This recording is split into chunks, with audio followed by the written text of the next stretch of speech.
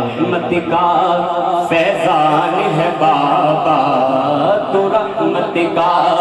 فیضان ہے بابا، اونچی تیری شان ہے بابا،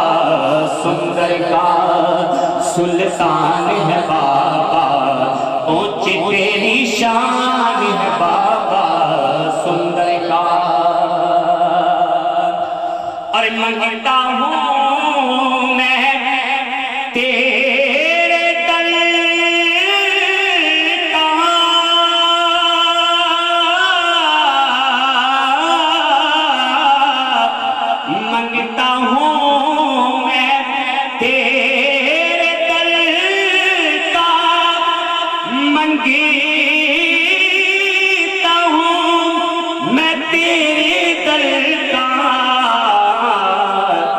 یہ بھی ایک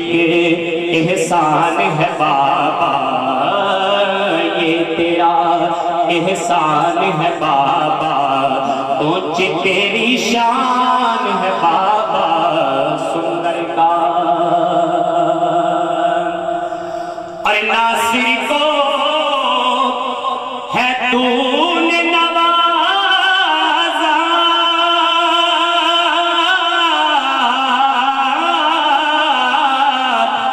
ناصر کو ہے تو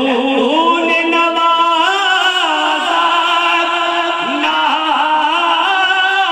ناصر کو ہے تو نے نوازا، تو بڑا مہربان ہے بابا، تو بڑا مہربان ہے بابا، اونچی تیری شان ہے بابا، سندر کا سلطان ہے بابا، اونچی تیری شان ہے بابا۔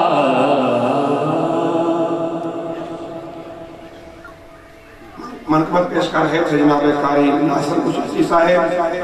میں بلا تاخیر قبلہ پیر صاحب کو دعوت سخن دینے والا ہوں۔ بارے دیگر میں آپ تمام لوگوں کا چودھری ذوالفقار علی صاحب کی طرف سے شکریہ ادا کرتا ہوں کہ آپ یہاں پہ تشریف لائے اور اس ایمان فروز اور روح پرور محفل پاک میں آپ نے شرکت فرمائی۔ حضرات گرامی، میں ایک ایسی شخصیت کا ذکر کر رہا تھا کہ جن کو اللہ تبارک و تعالیٰ نے جامع الصفات بنایا، بھیا کے وقت سینکڑوں علوم کے اوپر جن کو دسترس حاصل تھی اور دینی دنیاوی علوم کے وہ جامع تھے، لیکن اس سے بڑھ کے آل نبی اولاد علی ایک ایسی شفیق اور خلیق شخصیت کہ لوگ جب سکون کی تلاش میں نکلتے تو انہیں حضرت پیر طریقت رہبر شریعت پیر سید وجیہ السماء عرفانی رحمۃ اللہ علیہ کی وہ بارگاہ نصیب ہوتی کہ ان کی مرادیں پوری ہوتی۔ میں سمجھتا ہوں کہ لاہور کے قریب وہ عظیم آستانہ آج بھی فیض عام تقسیم کر رہا ہے۔ حضرت پیر سید وجیہ السماء عرفانی رحمۃ اللہ علیہ کی ساری کی ساری قدروں کے امین اور ان کے فیوز کے برکات کے امین قبلہ ہمارے پاس تشریف لائے ہوئے ہیں، تو میں بلا تخیر دعوت خطاب دوں گا۔ حضرت پیر طریقت رہبر شریعت پیر سید محمد حبیب شاہ صاحب عرفانی چشتی مدد اللہ علی زیب و زینت آستانہ علیہ چشتیہ سندر شریف کو تشریف لائیں اور ہم سب کو اپنے ملفوظات کریمہ اور مواعظ حسنہ سے مستفیض فرمائیں۔ حضرت کی شان شاد آپ نے استقبالی نعروں کا جواب دینا ہے۔ نعرہ تکبیر،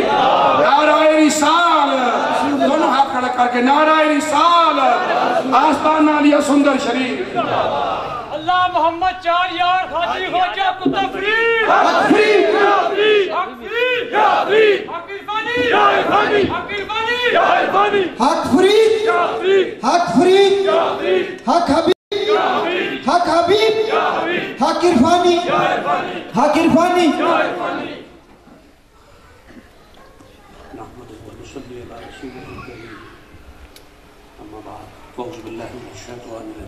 میں صرف چند منٹ دوں گا، وقت خاصا ہو گیا ہوگا، 3 بجنے والے ہیں اور ظاہر ہے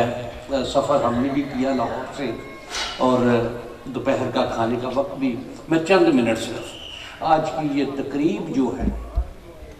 جس مقصد کے لیے اکٹھے ہوئے قرآن مجید کا ارشاد ہے کہ انما یعمر مساجد اللہ من آمن باللہ والیوم الآخر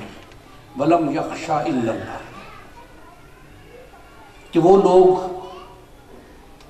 جو مساجد کی تعمیر کرتے ہیں، مساجد بناتے ہیں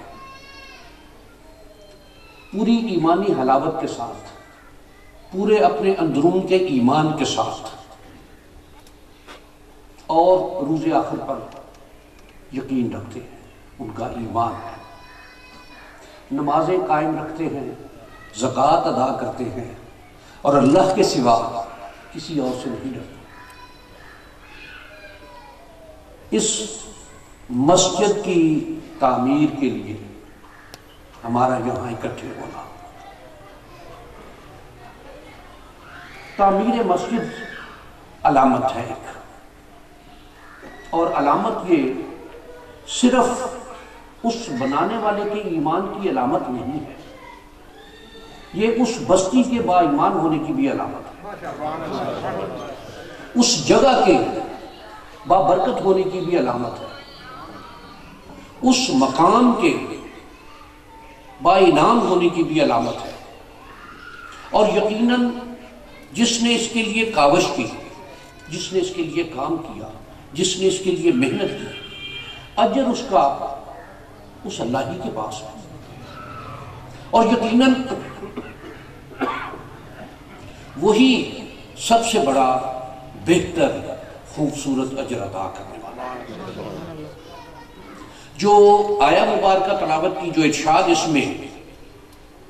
کہ مساجد کی تعمیر ایمان اللہ پر اور روز آخر پر،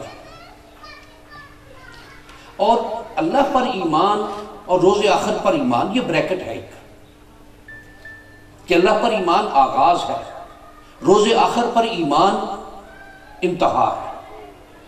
کہ اللہ پر ایمان ہوگا تو اس کے تمام تر احکامات پر بندہ پوری طرح عمل کرے گا، اس کے احکامات پر عمل کے لیے، اس کے احکامات پر عمل کرنے کے لیے نبی کی ذات سب سے پہلے ہوگی، کہ اللہ کے یہ بھیجے ہوئے فرشتہ تھے، اللہ کے بھیجے ہوئے یہ منتخب لوگ اس کا پیغام اس کی مخلوق کے لیے کیا لے کر آئے، اور جب ذات سید کائنات صلی اللہ علیہ وآلہ وبارک وسلم خاتم النبیین بن کر اس کائنات میں تشریف لائے، کہ جب اس اعلان کے ساتھ، اس پیغام کے ساتھ کہ اب نبوت کا سلسلہ ختم ہوا، اب پرواز جبرائیل ختم ہوئی، اب لب جبرائیل خاموش ہوئے، کہ اب جبرائیل نے گفتگو نہیں کرنی، اب جبرائیل نے سفر نہیں کرنا، اب جبرائیل نے اس اللہ کے پیغام کی اس کے کسی بھی منتخب بندے پر لے کر نہیں آنا، اور یہ جو ارشاد فرمایا کہ الیوم اکملت لکم دینکم واتممت دینکم واتممت علیکم نعمتی، کہ یہ دن جو حجت الوداع کا دن، کہ میں نے اپنا دین تمہارے لیے مکمل کر دیا، تمہاری گزران، تمہارا اسلوب، تمہارا در و بس، تمہارے دن اور رات، تمہارے صبح اور شام، تمہارے کام کاج، تمہارے اٹھنا بیٹھنا، تمہارا سونا جاگنا، تمہارے گھریلو معاملات، تمہارے کاروباری معاملات، تمہارے ملازمتوں کے کوئی قائد زندگی کا گوشہ ایسا نہیں جس میں احکامات نہیں پہنچاتے۔ اب تمہیں اس کے مطابق زندگی بسر کرنا ہے، اب تمہیں اس کے مطابق زندگی گزارنا ہے، اب تمہیں اس کے مطابق اپنی زندگی کو لے کر چلنا ہے، اور اگر اس کے مطابق زندگی کو لے کر چلو گے تو پھر تمہاری آخرت خوبصورت ہوگی، اور آخرت اسی کی خوبصورت ہوگی، وہی اس کے تمام تر احکامات پر عمل پیرا رہے گا، وہی اس کے تمام تر دیے ہوئے پیغام پر عمل پیرا رہے گا، کہ جس کا اس پر ایمان ہوگا، اور جس کو روز آخر کا احساس ہوگا کہ مجھے ایک دن اپنے اللہ کی بارگاہ میں پیش ہوگا، وہ دن جس سے کوئی نہیں بچ سکے گا، اور جو کچھ میں نے اس زندگی میں کیا ہوگا اس کا اجر و ثواب مجھے اس زندگی میں ملے گا، اس وقت میں ملے گا۔ اور اس کے لیے جو دو کیٹیگریز یہاں فرما دی کہ نمازوں کا قائم کرنا اور زکوٰۃ کا دینا، اور اس کے ساتھ ساتھ کہ زندگی کا جو بھی گوشہ ایسا ہے، نماز ایسا عمل، نماز ایسی شے کہ جس کے لیے اطاعت اور اتباع دونوں چیزیں لازم آتی ہیں، کہ یہ ارشاد مبارک کہ نماز اس طرح ادا کرو جس طرح مجھے پڑھتے ہوئے دیکھتے ہو، اگر اس سے ہٹ کر نماز تو وہ ہے ہی نہیں۔ جس طرح سے ذات سید کائنات صلی اللہ علیہ وآلہ وبارک وسلم نے عمل فرمایا، جس طرح قبلہ روح کے اللہ اکبر کہا، جس طرح سے ثنا ادا کی، جس طرح سے سورہ فاتحہ پڑھی، جس طرح سے قرآن مجید کی تلاوت کی، جس طرح سے رکوع میں جاتے ہوئے اللہ اکبر کی تسبیح کہتے ہوئے سبحان ربی العظیم کی صدائیں دی، جس طرح سمی اللہ لمن حمدہ کہتے ہوئے کھڑے ہوئے، جس طرح رکوع میں جاتے ہوئے، سجدے میں جاتے ہوئے اللہ اکبر کی صدا دے کر سبحان ربی الاعلیٰ کی صدائیں دی، اس سے ہٹ کر اس سے ایک رائی کے دانے کے برابر ادھر ادھر ہوئے نماز نہیں ہوئی۔ اس لیے کہ یہ اس ذات متبرک، اس ذات بابرکات، اس اولین تخلیق کی طریقہ اور انداز کہ جس کے بارے میں اس نے قرآن مجید میں ارشاد فرمایا کہ الذی یراک حین تقوم، یا رسول اللہ صلی اللہ علیہ وآلہ وبارک وسلم آپ کھڑے ہوں تو میں تو آپ ہی کو دیکھا کیے ہوں، میری نظروں میں تو آپ ہی بستے ہیں، آپ کا انداز، آپ کا طریقہ، اور جو کوئی اس طریقے پر عمل کرے گا، جو کوئی اس انداز پر قائم رہے گا، جو کوئی اس انداز کو اپنی زندگی کا کرینہ بنا لے گا،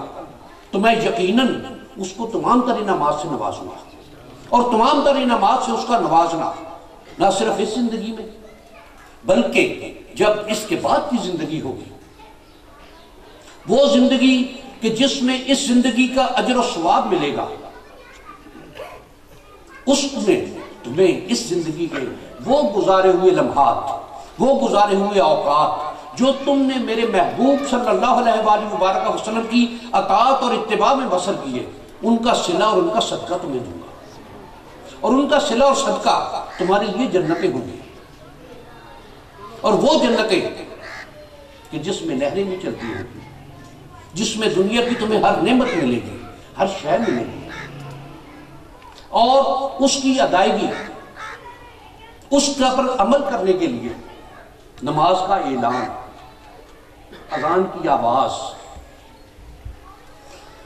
اللہ کی وحدانیت کا اعلان، نبی کریم صلی اللہ علیہ وآلہ وبارک وسلم کی نبوت کا اعلان، شہادت کا دینا، نماز کی طلبی، اذن نماز کے لیے، اعلان نماز کے لیے، یہ اذان میں، اور جو کوئی اس وقت میں اس پر عمل پیرا رہا، اور اس کے لیے مسجد ایک بنیادی کرینہ، ایک بنیادی جگہ، ایک بنیادی مقام، ایک بنیادی اعلان کی جگہ، اور اس کے ساتھ ایک حدیث مبارک میں نبی کریم صلی اللہ علیہ وآلہ وبارک وسلم کا یہ ارشاد گرامی کہ جس نے خالصتاً اللہ کی خاطر اس زمین پر کو مسجد بنائی، اللہ تعالیٰ قیامت کے روز جنت میں اس کے لیے گھر عطا کرے۔ اور یہ بات کہ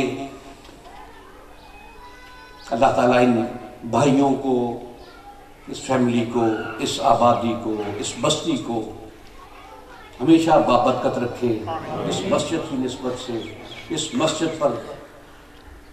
اس مسجد سے اٹھنے والے اعلان کی نسبت سے، اس مسجد میں ادا کیے جانے والے درود و سلام کی نسبت سے، اس مسجد میں ادا کی جانے والی نمازوں کے صدقے میں اللہ تعالیٰ دین و دنیا کی ہر خیر عطا فرمائے۔ ایک دوسری بات، جس طرح آپ نے مولانا روم کی ربائی، ایک موجودہ دور میں اہل طریقت کے حوالے سے بہت سی باتیں، بہت سی چیزیں کہی جاتی ہیں۔ حضرت بایزید بسطامی رحمہ اللہ تعالی واقعہ کے ایک دریا کے کنارے اس علاقے کے کچھ اوباش غلط کار لوگ بیٹھے اور اپنے کو ساز و جام و مینا سجائے، دور سے بایزید بسطامی رحمہ اللہ تعالیٰ کو آتے ہوئے دیکھا، تو اپنے ان ساری چیزوں کو ڈھانپ دیا. یہ کہ ایک اللہ کے دوست کی ایک نگاہ کیا عمل کرتی ہے, کیا کام کرتی ہے, کہ ان سب کو ڈھانپ دیا. حضرت باجزید رحمہ اللہ تعالیٰ قریب پہنچے, سلام کر کے اور پوچھا کہ دوستو کیا کر رہے ہو؟ انہوں نے ادھر ادھر کا ہیلا بہانہ کیا, اندازہ ہو گیا, بیٹھ گئے وہیں. اب وہ اندر اپنے جزبز اور یہ کہا کہ یہ کیا رکھا ہوا ہے, کھولو اس کو, آج میں بھی تمہارے ساتھ بیٹھا ہوں. بڑے خوش ہوئے کہ آج حضرت باجزید جیسی شخصیت ہمارے ساتھ اس عمل میں شامل ہو. انہوں نے کھول کے سارا کچھ سجایا تو ایک بات کہی کہ میں اس عمل سے پہلے نہا لیتا ہوں. اور دیکھیے انسانی مزاج کو, انسانی نفسیات کی بات ہے. انہیں نہیں کہا کہ میرے ساتھ آ جاؤ, یہ کہا کہ مجھے اجازت دو میں نہا لوں. ان سب لوگوں نے یہ بات کہی کہ آپ نے نہانے چلے ہم بھی نہا لیتے ہیں, آپ نے بیٹھنا ہی ہے نا ہمارے ساتھ. دریا میں اتر گئے, نکلے باہر, پھر کہ جی کیا یہ کام شروع کیا جائے کہ میں 2 نفل پڑھ لیتا ہوں, مجھے اجازت دو. ان کا جی آپ نے 2 نفل پڑھنے تو ہمیں بھی پڑھ لینے دیجیے. سجدے میں گئے تو اپنے اللہ کو ایک آواز دی کہ بار الہ باجزید کا کام یہاں تک تھا کہ یہ جو راہ سے بھٹکے ہوئے لوگ تھے انہیں تیری بارگاہ میں پیشانی ٹکا دیا. میرا کام یہاں تک تھا, اب اس سجدے کو دوام, اب اس سجدے کو طوالت, اب اس سجدے کو ہمیشگی, یہ تیری بارگاہ سے اور تیرے کرم و انعام سے. اور تاریخ میں یہ بات ہے کہ پھر وہی لوگ 6 لوگ جو تھے کہ وہ اپنے وقت کے غوث بھی ہوئے, قطب بھی ہوئے, ابدال بھی ہوئے. اور ایک واقعہ اور اس کے بعد میں اجازت لے لوں گا کہ حضرت ابراہیم بن ادھم اولیاء سلف میں بہت بڑا نام ہے, اور آپ کے بارے میں واقعات میں یہ بات ہے کہ اپنے وقت کے مشہور ڈکیت اور بہت بڑا گروہ کہ جو یہ کام کرتا تھا. واقعات میں کہ ایک سحر کے وقت میں ان کے ساتھی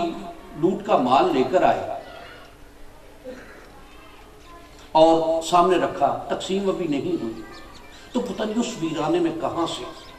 کس طرح سے, کتنے فاصلے سے کون ایک قرآن مجید کی تلاوت کرنے والا, کہ کیا وہ وقت ابھی نہیں آیا کہ تمہارے دل اپنے اللہ کی طرف پلٹے.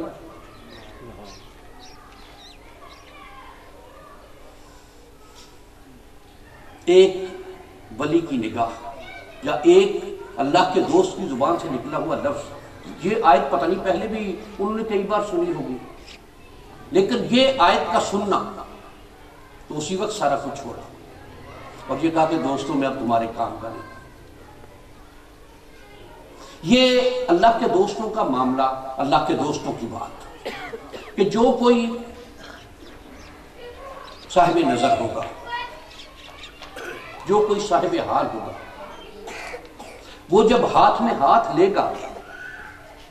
تو وہ ہاتھ میں ہاتھ لینا اس کا اپنے اللہ کی بارگاہ میں پیش کرنا ہوگا. اور ہمارے شیخ و مرشد کا ہمیشہ سے کہ فقیر مسافر رہے دوست ہے, مطلوب و مقصود ذات سید کائنات صلی اللہ علیہ وآلہ وسلم, اور سفر بجانب منزل. اللہ تعالیٰ اس سفر میں ہمیں ہمیشگی عطا فرمائے اور اخلاص اور محبت عطا فرمائے. جی بسم اللہ. اللہم صلی علی سیدنا محمد وعلی آلہ سیدنا العالمین. کرم عطا فرما, دستگیریاں عطا فرما, فضل عطا فرما, نعمتیں عطا فرما, عافیتیں عطا فرما, کرم عطا فرما.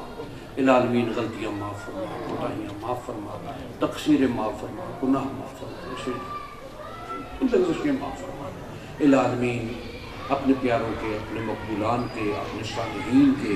اپنے نیک لوگوں کے, اپنے عبادت گزاروں کے, اپنے شکر گزاروں کے, اپنے نوازے ہوئوں کے راستے پر چلتے رہنے کی توفیق عطا فرما، استقامت عطا فرما، دستگیریاں عطا فرما۔ العالمین شیطان کے شر سے محفوظ رکھ، حاسدوں کے حسد سے محفوظ رکھ، رذیلوں کی رذالت سے محفوظ رکھ، فسادیوں کے فساد سے محفوظ رکھ، بدخواہوں کی بدخواہی سے محفوظ رکھ، بد زبانوں کی بد زبانی سے محفوظ رکھ، بد نگاہوں کی بد نگاہی سے محفوظ رکھ، بد عملوں کی بد عملی سے محفوظ رکھ۔ العالمین اپنی پناہ میں رکھ اور دستگیری میں رکھ۔ العالمین دین و دنیا کی ہر خیر عطا فرما، ہر کرم عطا فرما، ہر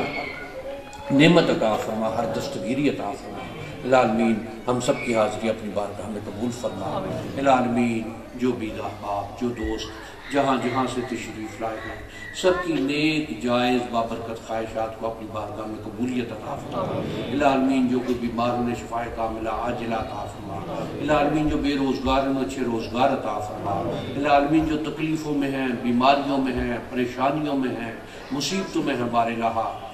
اپنی جناب سے رحمت عطا فرما، اپنے ہاں سے کرم عطا فرما، اپنے ہاں سے دستگیریاں عطا فرما۔ العالمین اچھا سچا صحیح نیک بھرپور مسلمان بننے کی توفیق عطا فرما، احکامات پر عمل پیرا رہنے کی توفیق عطا فرما، قرآن مجید کو سمجھنے کی توفیق عطا فرما، قرآن مجید پر عمل کرنے کی توفیق عطا فرما، نبی کریم صلی اللہ علیہ وآلہ وبارک وسلم کی محبت نصیب میں کر، روز محشر شفاعت نصیب میں کر۔ العالمین آج جس مقصد کے لیے اکٹھے ہوئے، بار الہ اس کو اپنی بارگاہ میں قبول فرما۔